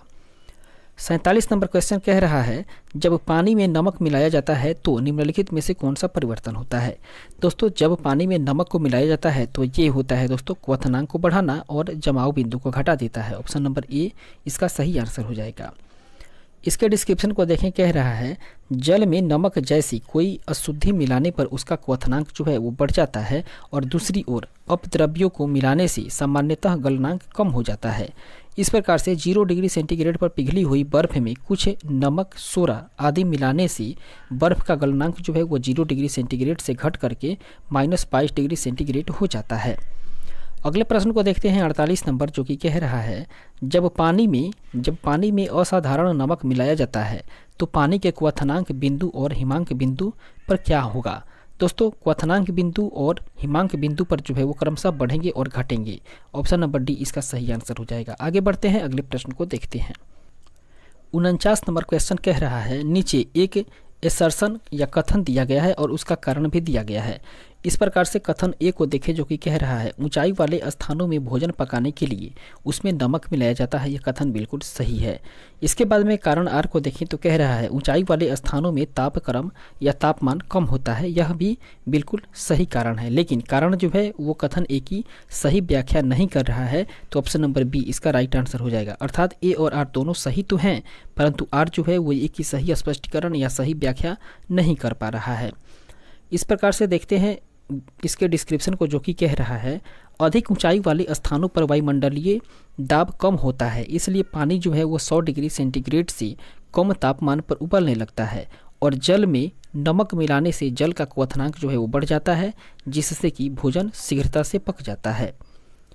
अगला प्रश्न है 50 नंबर जो कि कह रहा है थर्मस बोतल में पेय पदार्थ को कुछ समय तक उसी ताप पर रखने के लिए उसकी दीवारों पर निम्नलिखित में से किसकी परत लगाई जाती है? वो लगाई जाती है दोस्तों रजत परत। ऑप्शन नंबर सी इसका सही आंसर हो जाएगा, रजत परत। इसके डिस्क्रिप्शन को देखें जो कि कह रहा है थर्मस में प्रयुक्त कांच या स्टील पर रजत परत अर्थात सिल्वर प्लेटिंग लगाकर ही पेय पदार्थों को गर्म रखा जाता है। आगे बढ़ते हैं 51 नंबर प्रश्न को देखते हैं जो कि कह रहा है थर्मस फ्लक्स में लंबे समय तक तरल गर्म या ठंडा रहता है क्योंकि ऊष्मा की कोई हानि अथवा प्राप्ति नहीं होती है। दोस्तों, इस प्रकार से संचालन और सम्मोहन एवं विकिरण के कारण ही ये दोनों सही हो रहे हैं। तो ऑप्शन नंबर सी इसका राइट आंसर होगा, अर्थात ए और बी दोनों सही हैं। इसके डिस्क्रिप्शन को देखें जो कि कह रहा है थर्मस फ्लास्क में 2 परतों के बीच वॉल्यूम होने के कारण संचालन, सम्मोहन एवं विकिरण की क्रिया में ऊष्मा की हानि अथवा प्राप्ति नहीं होती है। अगले प्रश्न को देखते हैं दोस्तों 52 नंबर क्वेश्चन जो कि कह रहा है गर्मियों में सफ़ेद कपड़े पहनना ज़्यादा आरामदेह है क्योंकि वे अपने ऊपर पड़ने वाले सारी ऊष्मा को परावर्तित कर देती है। ऑप्शन नंबर ए इसका सही आंसर हो जाएगा। आगे बढ़ते हैं और देखते हैं इसके डिस्क्रिप्शंस को जो कि कह रहा है प्रकृति के विभिन्न रंगों में अलग अलग विशेषता पाई जाती है। काला रंग ऊपर से पड़ने वाली ऊष्मा को सर्वाधिक अवशोषित करता है, जबकि सफ़ेद रंग जो है वो ऊष्मा को परावर्तित करने की सर्वाधिक क्षमता रखती है या सर्वाधिक क्षमता पाई जाती है। इसके बाद में गर्मियों में सफ़ेद कपड़े पहनने से आराम मिलता है, क्योंकि ऊष्मा परावर्तित होने से हमें गर्मी कम लगती है। इस प्रकार से अगले प्रश्न को देखते हैं, 53 नंबर क्वेश्चन, जो कि कह रहा है श्वेत वस्त्र काले वस्त्र की अपेक्षा ठंडा होती है क्योंकि वे संपूर्ण प्रकाश को परावर्तित करते हैं। ऑप्शन नंबर डी इसका राइट आंसर हो जाएगा। अगला प्रश्न देखते हैं 54 नंबर, जो कि कह रहा है एक कथन ए और कारण आर दिया हुआ है और दोनों को पढ़ करके कूट की सहायता से सही उत्तर का चयन करना है। सबसे पहले देखते हैं कथन ए को, कह रहा है जाड़ों में पहनने के लिए हम सफ़ेद कपड़ों की वरीयता देते हैं। इसके बाद में दोस्तों कारण कह रहा है कि सफ़ेद कपड़े ऊष्मा के अच्छे परावर्ती होते हैं। अब कूट की सहायता से इसके सही उत्तर को बताना है, तो वो हो जाएगा दोस्तों ऑप्शन नंबर डी, अर्थात ए जो है वो भ्रामक है और आर जो है वो सत्य है। अगले इसके डिस्क्रिप्शन को देखें, जो कि कह रहा है जाड़ों में नहीं बल्कि गर्मी में पहनने के लिए हम सफ़ेद कपड़ों को वरीयता देते हैं, अतः कथन एक असत्य है। दोस्तों सफ़ेद वस्त्र ऊष्मा के अच्छे परावर्तक तथा खराब अवशोषी होते हैं। इसके बाद में बात करें तो इसी कारण गर्मियों में काले या गहरे रंगों की अपेक्षा सफ़ेद वस्त्र अधिक सुविधाजनक होते हैं। उत्तराखंड लोक सेवा आयोग इस प्रश्न के उत्तर के रूप में विकल्प बी को ही सही माना था, जो कि बिल्कुल गलत है। आगे बढ़ते हैं, देखते हैं अगले प्रश्न को। दोस्तों यहाँ पर भी एसर्शन और रीजन है। निम्नलिखित कथनों पर विचार करिए।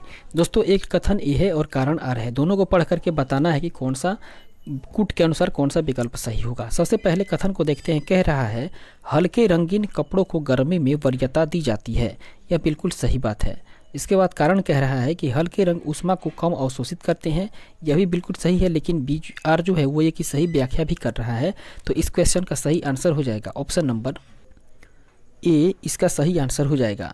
इसके डिस्क्रिप्शन को देखें, जो कि कह रहा है सफ़ेद अथवा हल्के रंग के कपड़े ऊष्मा के कम अवशोषी होते हैं, इसलिए इन कपड़ों को गर्मी में वरीयता दी जाती है। इस प्रकार से अतः ए और आर दोनों सही भी हो रहे हैं और आर जो है वो एक के सही स्पष्टीकरण भी है। अगला प्रश्न है 56 नंबर क्वेश्चन, जो कि कह रहा है पसीने का मुख्य उपयोग क्या है। दोस्तों पसीने के मुख्य उपयोग की बात करें तो ये शरीर का ताप नियंत्रित करने में मदद करता है। ऑप्शन नंबर ए इसका राइट आंसर हो जाएगा। इसके डिस्क्रिप्शन को देखें, जो कि कह रहा है मानवों में पसीना का मुख्य उपयोग शरीर का तापमान या ताप नियंत्रित रखने में होता है। एक वयस्क मनुष्य में पसीना निकलने की दर जो है वो अधिकतम 2 से 4 लीटर प्रति घंटा या 10 से 14 लीटर प्रतिदिन हो सकती है। दोस्तों त्वचा से पसीने के वाष्पित होने से ठंडक का अनुभव होता है। अगले प्रश्न को देखते हैं 57 नंबर क्वेश्चन, जो कि कह रहा है शरीर की सतह से स्वेदन या पसीना के बहने के द्वारा जल की हानि किस पर निर्भर करती है। वो निर्भर करती है दोस्तों केवल वातावरण के ताप पर और इसके साथ साथ में केवल वातावरण की नमी पर, अर्थात ऑप्शन नंबर सी इसका राइट आंसर हो जाएगा। ए और बी दोनों सही हैं। इसके डिस्क्रिप्शन को देखें, जो कि कह रहा है शरीर की सतह से स्वेदन या पसीना बहना द्वारा जल की हानि वातावरण के ताप पर तथा वातावरण की नमी दोनों पर निर्भर करता है। अगले देखते हैं प्रश्न को दोस्तों 58 नंबर क्वेश्चन, जो कि कह रहा है गर्म मौसम में पंखा चलाने से आराम महसूस होता है, क्योंकि दोस्तों गर्म के मौसम में जब पंखा चलाते हैं तो थोड़ा सा आराम महसूस होता है, क्योंकि हमारा पसीना तेजी से वाष्पीकृत होता है। ऑप्शन नंबर बी इसका सही आंसर हो जाएगा। आगे बढ़ते हैं और देखते हैं इसके डिस्क्रिप्शंस को, जो कि कह रहा है गर्मी के मौसम में हमारे शरीर से पसीना अधिक निकलता है। पंखा चलने पर यह पसीना तेजी से वाष्पीकृत होता है, जिससे कि शरीर में ठंडापन महसूस या उत्पन्न होता है और आराम महसूस होती है। अगले प्रश्न को देखते हैं 59 नंबर, कह रहा है मिट्टी के घड़े में निम्नलिखित में से किस क्रिया के कारण जल ठंडा रहता है। वह है दोस्तों वाष्पीकरण के कारण ही जल ठंडा रहता है। ऑप्शन नंबर बी इसका राइट आंसर होगा। वाष्पीकरण, इसके डिस्क्रिप्शन को देखें, जो कि कह रहा है मिट्टी के घड़ों की दीवारों में असंख्य सूक्ष्म छिद्र होते हैं और इन छिद्रों से पानी रिसता रहता है, जिस कारण घड़े की सतह पर हमेशा गीलापन रहता है। दोस्तों, छिद्रों से निकलने वाली पानी का वाष्पोत्सर्जन होता रहता है और जिस सतह पर वाष्पोत्सर्जन होता है वह सतह से ठंडी हो जाती है, यानी कि उस सतह का तापमान जो है वो गिर जाता है। आगे बढ़ते हैं, देखते हैं 60 नंबर प्रश्न को, जो कि कह रहा है एक विशेष दिन व समय में चूरू में 48 डिग्री सेंटीग्रेड व शिमला में 24 डिग्री सेंटीग्रेड तापमान था। सभी रूपों में समान धातु के 2 प्यालों में पानी चूरू में 95 डिग्री सेंटीग्रेड व शिमला में 71 डिग्री सेंटीग्रेड पर रखा गया। दोनों में से कौन सा प्याला कमरे के तापमान पर पहले पहुंचेगा? वो पहुंचेगा दोस्तों, दोनों प्याले कमरे के तापमान पर एक ही समय में पहुंचेंगे। ऑप्शन नंबर सी इसका राइट आंसर हो जाएगा। इसके डिस्क्रिप्शन को दोस्तों नीचे हम लोग देख रहे हैं, ये दिया हुआ है। फिलहाल हम लोग आगे बढ़ते हैं, थोड़ा सा न्यूमेरिकल टाइप का है। अगले प्रश्न को देखते हैं, 61 नंबर क्वेश्चन, जो कि कह रहा है ग्रीष्मकाल में आर्द्र उष्मा का अनुभव होता है जब मौसम जो है वो उमस वाला होता है। ऑप्शन नंबर डी इसका सही आंसर हो जाएगा। अर्थात ग्रीष्मकाल में जब मौसम उमस भरा होता है तब आर्द्र उष्मा का अनुभव होता है। आगे बढ़ते हैं, 62 नंबर क्वेश्चन, जो कि कह रहा है शुष्कता दशा संदर्भित है। दोस्तों, शुष्कता दशा जो है वो निम्न आर्द्रता से संदर्भित है। ऑप्शन नंबर बी इसका सही आंसर हो जाएगा। अर्थात शुष्कता दशा से निम्न आर्द्रता का बोध होता है। आगे बढ़ते हैं, अगले प्रश्न को देखते हैं। 63 नंबर क्वेश्चन कह रहा है कथन ए और कारण आर दिया हुआ है और इससे सही उत्तर का चयन करना है। दोस्तों, पहले कथन को देखें, जो कि कह रहा है ऊंचाई बढ़ने के साथ साथ जल का क्वथनांक बिंदु भी घटता जाता है। यह कथन बिल्कुल सही है। उसके बाद में कारण को देखें, तो कारण कह रहा है ऊंचाई के साथ वायुमंडलीय दाब बढ़ता जाता है। कारण सही नहीं है, गलत है, तो ऑप्शन नंबर सी इसका राइट आंसर हो जाएगा। ये सही है परंतु आर गलत है। आगे बढ़ते हैं और देखते हैं इसके डिस्क्रिप्शन को, जो कि कह रहा है पृथ्वी की सतह से बढ़ती ऊंचाई के अनुपात में वायुमंडलीय दाब घटता जाता है। दोस्तों, वायु के घटते दाब के साथ साथ जल का क्वथनांक घटता जाता है। इस प्रकार से कथन ए सही है, जबकि कारण आर जो है वो गलत है। अगला प्रश्न देखते हैं, 64 नंबर क्वेश्चन। 64 नंबर क्वेश्चन कह रहा है वायुमंडल हमारे ऊपर बहुत अधिक दबाव डालता है परंतु हम इसका अनुभव नहीं कर पाते हैं। क्योंकि दोस्तों हमारा रक्त जो है वो वायुमंडल के दबाव से कुछ अधिक दबाव डालता है। ऑप्शन नंबर ए इसका राइट आंसर हो जाएगा। इसके डिस्क्रिप्शन को देखें तो कह रहा है वायुमंडल हमारे ऊपर प्रत्येक दिशा में दबाव डालता है परंतु हम इस दबाव का अनुभव नहीं करते क्योंकि हमारा रक्तचाप अर्थात ब्लड प्रेशर जो है वो इस बाह्य दाब को संतुलित कर लेता है। दोस्तों, परंतु हम जल के अंतर बाह्य दाब का अनुभव करते हैं क्योंकि जल में बाह्य दाब जो है वो हमारे सामान्य रक्तचाप से अधिक होता है। अगले प्रश्न को देखते हैं, 65 नंबर क्वेश्चन, जो कि कह रहा है कथन ए और कारण आर है। कथन ए कह रहा है तापमान में वृद्धि के साथ ग्लिसरीन की श्यानता जो है वो बढ़ जाती है। ये कथन सही नहीं है, ये गलत है। कारण आर कह रहा है तापमान में वृद्धि अणुओं की गतिज ऊर्जा को बढ़ा देती है। ये बिल्कुल सही है। दोस्तों, कथन गलत है जबकि कारण आर जो है वो बिल्कुल सही है, तो ऑप्शन नंबर डी इसका राइट आंसर हो जाएगा। आगे बढ़ते हैं, देखते हैं इसके डिस्क्रिप्शन को, जो कि कह रहा है तापमान में वृद्धि के साथ किसी भी द्रव अर्थात ग्लिसरीन आदि की श्यानता बढ़ने के बजाय घट जाती है तथा तापमान में वृद्धि अणुओं की गतिज ऊर्जा को बढ़ा देती है। इस प्रकार से कथन ए गलत है जबकि कारण आर जो है वो बिल्कुल सही है। आगे बढ़ते हैं, देखते हैं अगले प्रश्न को। 66 नंबर क्वेश्चन कह रहा है प्रेशर कुकर में खाना जल्दी पकता है क्योंकि दोस्तों प्रेशर कुकर में खाना जल्दी पकता है क्योंकि अधिक दाब पर पानी जो है वो अधिक तापक्रम पर उबलने लगता है। ऑप्शन नंबर बी इसका सही आंसर हो जाएगा।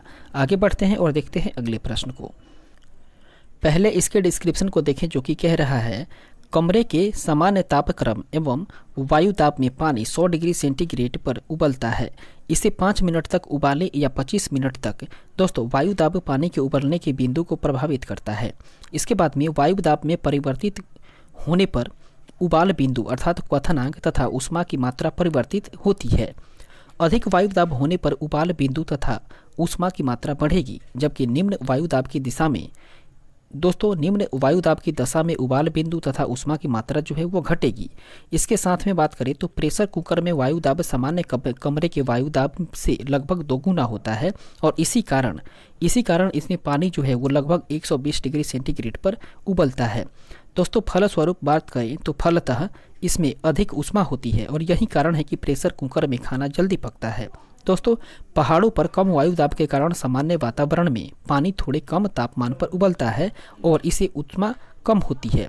इसके बाद दोस्तों बात करें तो इसलिए पहाड़ों पर प्रेशर कुकर का प्रयोग अत्यधिक लाभदायक होता है। 67 नंबर क्वेश्चन कह रहा है प्रेशर कुकर में खाना कम समय में पकता है।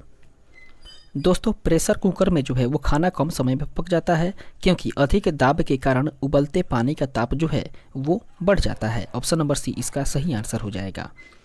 आगे बढ़ते हैं, देखते हैं अगले प्रश्न को। 68 नंबर क्वेश्चन कह रहा है प्रेशर कुकर में खाना शीघ्र या शीघ्रतापूर्वक बन जाता है क्योंकि बढ़ा हुआ दाब क्वथनांक को बढ़ा देता है। ऑप्शन नंबर ए इसका राइट आंसर हो जाएगा। अगले प्रश्न को देखते हैं। 69 नंबर क्वेश्चन कह रहा है प्रेशर कुकर में खाना जल्दी पकता है क्योंकि अधिक दाब के कारण पानी का क्वथनांक जो है वो बढ़ जाता है। ऑप्शन नंबर सी इसका सही आंसर होगा। इसके डिस्क्रिप्शन को हम लोग ऊपर के प्रश्न में देख चुके हैं। फिलहाल देखते हैं 70 नंबर प्रश्न जो कि कह रहा है प्रेशर कुकर में भोजन कम समय में तैयार हो जाता है क्योंकि जल का क्वथनांक जो है वो बढ़ जाता है। ऑप्शन नंबर ए इसका राइट आंसर हो जाएगा। इस प्रकार से आगे बढ़ते हैं और देखते हैं अगले प्रश्न को।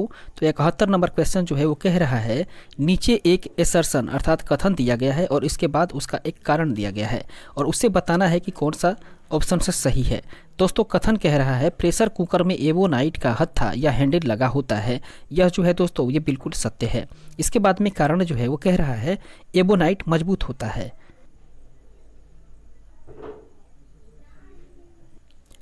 इस प्रकार से देख रहे हैं कि कथन और कारण जो है वो बिल्कुल दोनों सही हो रहा है, लेकिन आर जो है वो एक ही सही व्याख्या नहीं कर पा रहा है। तो ऑप्शन नंबर बी इसका सही आंसर हो जाएगा। आगे बढ़ते हैं, देखते हैं इसके डिस्क्रिप्शन को जो कि कह रहा है खाना बनाने के बर्तन जैसे कि प्रेशर कुकर आदि में लकड़ी या एबोनाइट के हैंडल लगाए जाते हैं क्योंकि लकड़ी या एबोनाइट ऊष्मा के कुचालक होते हैं और एबोनाइट जो है वो मजबूत पदार्थ होता है। अगला प्रश्न है 72 नंबर कह रहा है प्रेशर कुकर के अंदर का उच्चतम ताप निर्भर करेगा। दोस्तों वो निर्भर करेगा ऊपर के छेद का क्षेत्रफल व उस पर रखा गया वजन पर। ऑप्शन नंबर ए इसका सही आंसर हो जाएगा। इसके डिस्क्रिप्शन को देखें जो कि कह रहा है प्रेशर कुकर में वायुमंडलीय दाब से अधिक दाब उत्पन्न करके खाना बनाने की व्यवस्था होती है और अधिक दाब होने के कारण कुकर में जल 100 डिग्री सेंटीग्रेड से भी अधिक ताप पर गर्म किया जा सकता है क्योंकि अधिक दाब पर जल का क्वथनांक अधिक होता है और प्रेशर कुकर के अंदर उच्चतम तापमान ऊपर के छेद के क्षेत्रफल एवं उस पर रखे गए वजन पर निर्भर करता है। अगले प्रश्न को देखते हैं 73 नंबर जो कि कह रहा है किसी प्रेशर कुकर में जिस तापमान पर खाद्य पकाए जाते हैं वह मुख्यतः निम्नलिखित में से किस पर निर्भर करता है। दोस्तों वो निर्भर करता है ढक्कन में स्थित छिद्र के क्षेत्रफल पर और उसके बाद में ढक्कन के भार पर, अर्थात ऑप्शन नंबर सी आंसर इसका सही आंसर हो जाएगा। विकल्प केवल 1 और 3 जो है वो बिल्कुल सही है। आगे बढ़ते हैं और देखते हैं इसके अगले प्रश्न को। 74 नंबर क्वेश्चन कह रहा है जब पानी को 0 डिग्री सेंटीग्रेड से 10 डिग्री सेंटीग्रेड तक गर्म किया जाता है तो इसका जो आयतन है दोस्तों वो क्या हो जाता है, वो पहले तो घटता है उसके बाद में बढ़ जाता है। ऑप्शन नंबर डी इसका सही आंसर हो जाएगा। इसके डिस्क्रिप्शन को देखें जो कि कह रहा है अधिकांशतः द्रवों को गर्म करने पर उसके आयतन में वृद्धि परंतु का घनत्व में कमी होती है, लेकिन पानी का व्यवहार 0 डिग्री सेंटीग्रेड से 4 डिग्री सेंटीग्रेड के बीच में ठीक उल्टा होता है। यदि किसी पात्र में पानी को लेकर के गर्म किया जाए तो 0 डिग्री सी से 4 डिग्री सेंटीग्रेड तक पहुंचने में उसका आयतन जो है वो घटता है और घनत्व जो है वो बढ़ता है। इसके बाद में 4 डिग्री सेंटीग्रेड से आगे गर्म करने पर इसका व्यवहार जो है वो सामान्य द्रवों की भांति होता है, अर्थात इसका आयतन बढ़ता है और घनत्व जो है वो घटता है। अतः पानी 0 डिग्री सेंटीग्रेड से लेकर के 10 डिग्री सेंटीग्रेड तक गर्म करने पर आयतन पहले घटता है उसके बाद में फिर बढ़ जाता है। अगले प्रश्न को देखते हैं दोस्तों 75 नंबर क्वेश्चन जो कि कह रहा है जल के आयतन में क्या परिवर्तन होगा। जल के आयतन में क्या परिवर्तन होगा यदि तापमान 9 डिग्री सेंटीग्रेड से गिरा करके 3 डिग्री सेंटीग्रेड कर दिया जाए। दोस्तों इस अवस्था में जो है वो आयतन पहले घटेगा और फिर बाद में बढ़ जाएगा। ऑप्शन नंबर सी इसका राइट आंसर हो जाएगा। इसके डिस्क्रिप्शन को देखें जो कि कह रहा है 9 डिग्री सेंटीग्रेड से 4 डिग्री सेंटीग्रेड तक यदि जल का तापमान गिरा दिया जाए तो 4 डिग्री सेंटीग्रेड पर जल का घनत्व अधिकतम हो जाता है और घनत्व आयतन के व्युत्क्रमानुपाती होता है। लिहाजा 4 डिग्री सेंटीग्रेड तक घनत्व बढ़ने पर आयतन घटेगा और उसके बाद में बर्फ जमने की प्रक्रिया में घनत्व घटने पर आयतन बढ़ जाएगा। अगले प्रश्न को देखते हैं दोस्तों 76 नंबर क्वेश्चन कह रहा है निम्नलिखित कथनों पर विचार करिए। दोस्तों नीचे 3 कथन दिया हुआ है और तीनों पर विचार करके बताना है कि कौन सा तीनों में सही है। दोस्तों जो कथन सही है वह है वातानुकूलन के कक्ष वायु में वाष्पित कुंडली में ऊष्मा का निष्कर्षण होता है तथा द्रवणित कुंडली पर ऊष्मा का निरसन होता है। अर्थात ऑप्शन नंबर दोस्तों बात करें तो डी इसका सही आंसर हो जाएगा। अर्थात केवल कथन 3 सही है। आगे बढ़ते हैं, देखते हैं इसके डिस्क्रिप्शन को जो कि कह रहा है 100 डिग्री सेंटीग्रेड के 1 ग्राम द्रव्यमान के जल की अपेक्षा 100 डिग्री सेंटीग्रेड की 1 ग्राम वाष्प में 536 कैलोरी ऊर्जा अधिक होती है और बर्फ के संलग्न की गुप्त ऊष्मा 80 कैलोरी प्रति ग्राम होती है, जबकि जल के वाष्पन की गुप्त ऊष्मा की बात करें तो ये 536 कैलोरी प्रति ग्राम होती है। इस प्रकार से कथन 1 और 2 जो है वो गलत है, जबकि कथन 3 बिल्कुल सही है कि वातानुकूलित कक्ष वायु में वाष्पित कुंडलिनी में दोस्तों ऊष्मा का निष्कर्षण होता है और द्रवणित्र कुंडली पर ऊष्मा का निरसन होता है। आगे बढ़ते हैं और देखते हैं अगले प्रश्न को। 77 नंबर क्वेश्चन कह रहा है जब किसी बोतल में पानी भरा जाता है और उसे जमने दिया जाता है तो बोतल टूट जाती है क्योंकि पानी जो है वो जमने पर फैल जाता है। ऑप्शन नंबर ए इसका सही आंसर हो जाएगा। इसके डिस्क्रिप्शन को देखें तो कह रहा है जब किसी बोतल में पानी भरा जाता है तो उसमें बर्फ़ के जमने पर बोतल टूट जाती है और 0 डिग्री सेंटीग्रेड पर जब पानी बर्फ़ के रूप में परिवर्तित होता है या जमता है तो उसका आयतन जो है वो बढ़ जाता है और इसलिए आंतरिक दबाव सीमा से या सीमा के अधिक होने पर ही बोतल टूट जाती है। अगले प्रश्न को देखते हैं 78 नंबर जो कि कह रहा है पानी से भरी डाट लगी बोतल जमने पर टूट जाएगी क्योंकि दोस्तों जमने पर जल का आयतन जो है वो बढ़ जाता है। ऑप्शन नंबर सी इसका सही आंसर होगा। इसके डिस्क्रिप्शन को हम लोग ऊपर के प्रश्न में देख चुके हैं। देखते हैं दोस्तों अब हम लोग 79 नंबर क्वेश्चन कह रहा है जलयुक्त गिलास में तैरता हुआ बर्फ का टुकड़ा जब पिघलता है तो पानी का स्तर पर क्या असर होता है। दोस्तों उस स्थिति में पानी का स्तर जो है वो वहीं रहेगा। ऑप्शन नंबर सी इसका राइट आंसर हो जाएगा, वहीं रहेगा। इसके डिस्क्रिप्शन को देखें जो कि कह रहा है जल से भरे गिलास में तैरता हुआ बर्फ का टुकड़ा यदि पिघलता है तो वह परिणामी आयतन पूर्ववत रहता है, फलतः पानी का स्तर भी वहीं रहता है। इस प्रकार से 80 नंबर क्वेश्चन को देखें जो कि कह रहा है साफ मेघ रहित रातों की तुलना में मेघाच्छन्न रातें अपेक्षाकृत गर्म रहती है क्योंकि बादल जो हैं वो पृथ्वी से छोड़ी गई ऊष्मा को परावर्तित करते हैं। ऑप्शन नंबर बी इसका राइट आंसर हो जाएगा। इसके डिस्क्रिप्शन को देखें जो कि कह रहा है सूर्य के द्वारा प्राप्त ऊष्मा को पृथ्वी अवशोषित करती है तथा रात में विकिरित या विकिरण के द्वारा ऊष्मा उत्सर्जित होती है और ऐसी स्थिति में दिन में पृथ्वी द्वारा प्राप्त की गई और रात में विकिरित ऊष्मा को बादल आच्छादित रातों में बादल परिवर्तित करते हैं, जिससे कि स्वच्छ आकाश वाली रातों की अपेक्षाकृत देखें तो बादल आच्छादित रातें जो हैं वो अधिक गर्म होती है। इसके बाद हम लोग आगे बढ़ते हैं और देखते हैं अगले प्रश्न को। 81 नंबर क्वेश्चन कह रहा है बादल आच्छादित रातें स्वच्छ आकाश वाली रातों से अधिक गर्म रहता है क्योंकि दोस्तों बादल पृथ्वी तथा हवा में ऊष्मा का विकिरण को रोक देता है। ऑप्शन नंबर ए इसका सही आंसर हो जाएगा। और इसके डिस्क्रिप्शन को हम लोग ऊपर के प्रश्न में देख चुके हैं। फिलहाल देखते हैं 82 नंबर प्रश्न को जो कि कह रहा है निम्नलिखित में से कौन अन्य तीनों की तुलना में ज़्यादा सूर्य की रोशनी परिवर्तित करता है। वह है दोस्तों ताज़ा बर्फ से ढकी हुई भूमि। ऑप्शन नंबर सी इसका राइट आंसर हो जाएगा, ताज़ा बर्फ से ढकी हुई भूमि।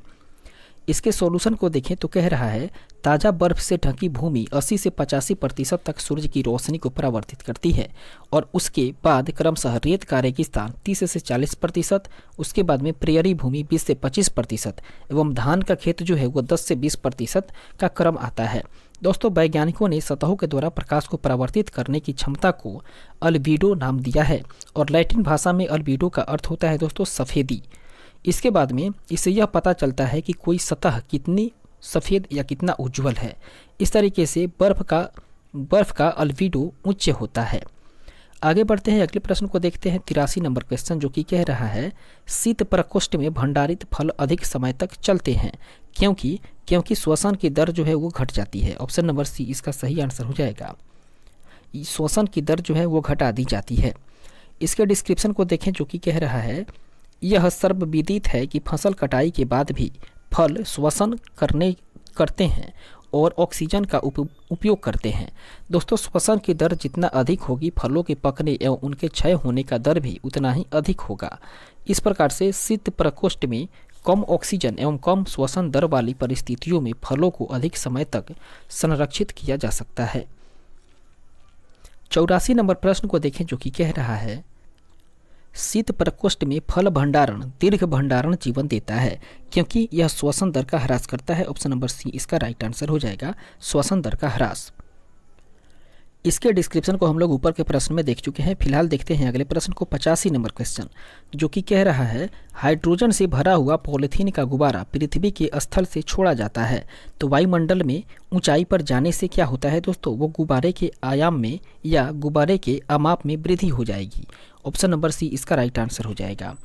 इसके डिस्क्रिप्शन को देखें जो कि कह रहा है हाइड्रोजन से भरा हुआ पॉलीथीन का गुब्बारा जब पृथ्वी के स्थल से छोड़ा जाता है तो वायुमंडल में ऊंचाई पर जाने से वायु का घनत्व कम हो जाता है और इसलिए गुब्बारे की आयाम में या अमाप में वृद्धि हो जाती है। अगला प्रश्न को देखते हैं। 86 नंबर क्वेश्चन जो कि कह रहा है कथन ए और कारण आर दिया हुआ है। दोस्तों दोनों में से बताना है कि कौन सही है। दोस्तों कथन ए को देखें तो कह रहा है ऊनी वस्त्र हमें गर्म रखते हैं। ये जो कथन है दोस्तों वो बिल्कुल सही है। और कारण आर को देखें तो कह रहा है ऊनी रेशे एक विशेष प्रकार के प्रोटीन के बने होते हैं जो कि ऊष्मा के कुचालक होते हैं। दोस्तों ये कारण जो है वो बिल्कुल गलत है। कथन सही है और कारण गलत है तो ऑप्शन नंबर सी इसका राइट आंसर हो जाएगा। ये सही है परंतु आर गलत है। इस तरीके से इसके डिस्क्रिप्शन को देखें तो कह रहा है यद्यपि ऊनी रेशे एक प्रकार के प्रोटीन से निर्मित होते हैं किंतु ऊष्मा का कुचालक इन रेशों के मध्य स्थित हवा के कारण होता है। इस प्रकार से कथन ए सही है परंतु आर जो है वो गलत है। अगले प्रश्न को देखते हैं। 87 नंबर क्वेश्चन जो कि कह रहा है निम्नलिखित में से कौन सा कथन सही नहीं है। दोस्तों जो कथन सही नहीं है वह है आर्द्रता के बढ़ने पर वायु में ध्वनि का वेग भी कम हो जाता है। ऑप्शन नंबर सी इसका राइट आंसर हो जाएगा। यह कथन जो है वो बिल्कुल गलत है।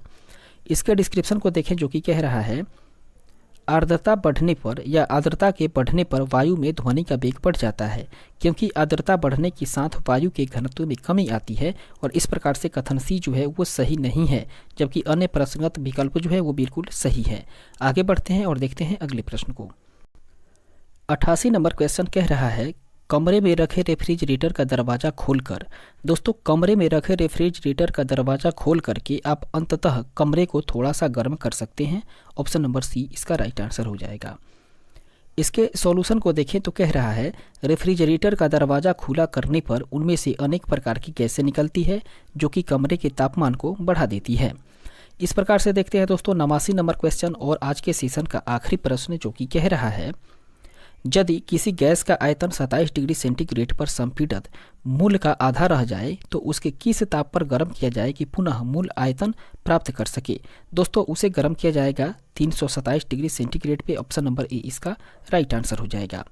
इसके सॉल्यूशन को देखें, इसके डिस्क्रिप्शन को देखें तो दोस्तों ये गैस का नियम है और गैस के नियम है दोस्तों V1/V2 बराबर T1/T2। इस सूत्र से यदि देखें तो V1 दिया हुआ है V/2 तथा V2 दिया हुआ है V और T1 दिया हुआ है 273 प्लस 27 = 300 केल्विन और T2 को निकालना है।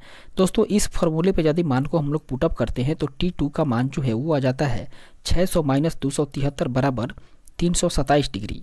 इस तरीके से दोस्तों इसके साथ ही आज के सेशन को हम लोग यहीं पे स्थगित करेंगे, समाप्त करेंगे और फिर इसके बाद जब हम लोग मिलेंगे तो वहाँ से हम लोग तरंग गति के बारे में पढ़ना स्टार्ट करेंगे।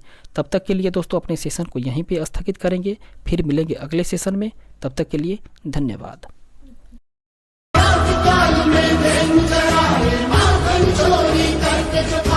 कृष्णा कृष्णा